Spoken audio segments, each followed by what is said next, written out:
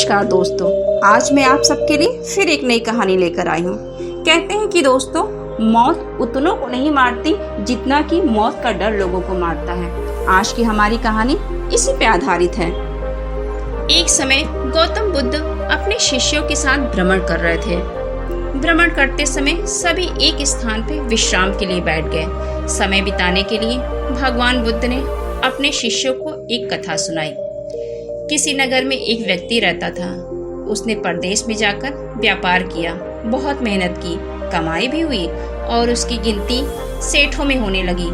महल जैसी हवेली बन गई। वैभव और बड़े परिवार के बीच उसका जीवन बड़े आनंद से बीतने लगा। एक दिन किसी दूसरे नगर से उसका एक संबंधी आया। बातचीत के बीच उसने बताया कि उसके यहाँ का सबसे बड़ा सेठ गुजर गया। बेचारे की लाखों की धन संपत्ति पड़ी रह गई। बात सहज भाव से ही कही गई थी, पर उस आदमी के मन को डगमगा गई। हाँ, उस सेठ की तरह एक दिन वह भी तो मर जाएगा। उसी क्षण से उसे बार बार मौत की याद सताने लगी। हाय, मौत आएगी, उसे ले जाएगी और सब कुछ यहीं छूट जाएगा। मारे चिंता के उसकी देह सूखने लगी। देखने वाले देखते कि उसे किसी भी चीज की कमी नहीं है। उस पर उसके भीतर का दुख ऐसा था कि किसी से कहा भी नहीं जा सकता था।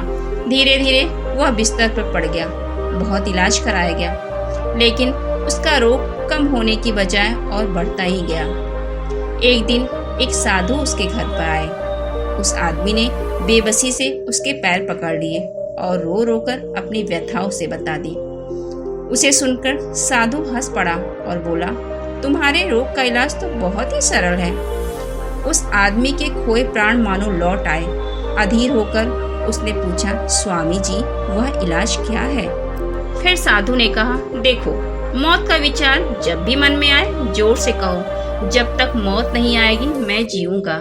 इस नुस्खे को 7 दिन तक तुम आजमाओ। मैं अगले सप्ताह फिर आऊंगा। 7 दिन के बाद जब साधु महाराज आए तो क्या देखते हैं कि वह आदमी बीमारी के चंगुल से बाहर आ गया है और आनंद के गीत गा रहा है। साधु को देखकर वह दौड़ा और उनके चरणों में गिरकर बोला, महाराज, आपने मुझे बचा लिया। आपकी दवा ने तो मुझ पर जादू सा असर किया है। मैंने समझ लिया है, जिस दिन मौत आएगी उसी दिन मरूंगा, उससे पहले नहीं। साधु ने कहा, वत्स, मौत का डर सबसे बड़ा डर है। वह जितनों को मारता है, मौत उतनों को नहीं मारती। तो देखा दोस्तों, वह सेठ मौत आने से पहले मौत के डर से बीमार हो गया। इसलिए भगवान ने हमें जिंदगी दी है, तो जब तक मौत नहीं आती क्यों ना हम खुलकर जिए, निडर होकर जिए। मौत तो एक दिन आनी है, जब आएगी तब देखा जाएगा। भगवान बुद्ध को भी कई लोगों ने मारने की कोशिश की, लेकिन इसका उन्होंने तनिक भी प्रभाव अपने जीवन पर नहीं पड़ने दिया और जो भी उनके सम्मुख आता था वह हिंसा को त्याग देता था। एक बार श्रावस्ती नगर के अड़वी गांव में एक बड़ा दुर्दांत यक्ष रहता था। एक पीपल वृक्ष के ऊपर उसका वास था। वह प्रतिदिन एक प्राणी की जान लेता था। लोग उसके भय से प्रतिदिन एक व्यक्ति को उसके पास भेज दिया करते थे। प्रभु गौतम जनता के हित में उस दुष्ट से पीछा छुड़ाने के लिए एक बार उस गांव में आए। लोगों ने उनको यक्ष के बारे में विस्तार से बताया। प्रभु ऐसा सुनकर वहां पर गए जहां पर उसका वास था। बुद्ध ने उसी पीपल के वृक्ष के नीचे अपना आसन लगा लिया और बैठ गए। उसने प्रभु को वहां देखा तो समझ गया कि मेरा आहार तो आ गया। यक्ष वृक्ष के नीचे उतरा और कटार लेकर प्रभु को मारने दौड़ा। जो ही उसकी दृष्टि प्रभु के मुख की ओर गई, वह उसी समय प्रभु के चरणों में गिर पड़ा और गौतम के उपदेश से उसने हमेशा के लिए हिंसा का त्याग कर दिया।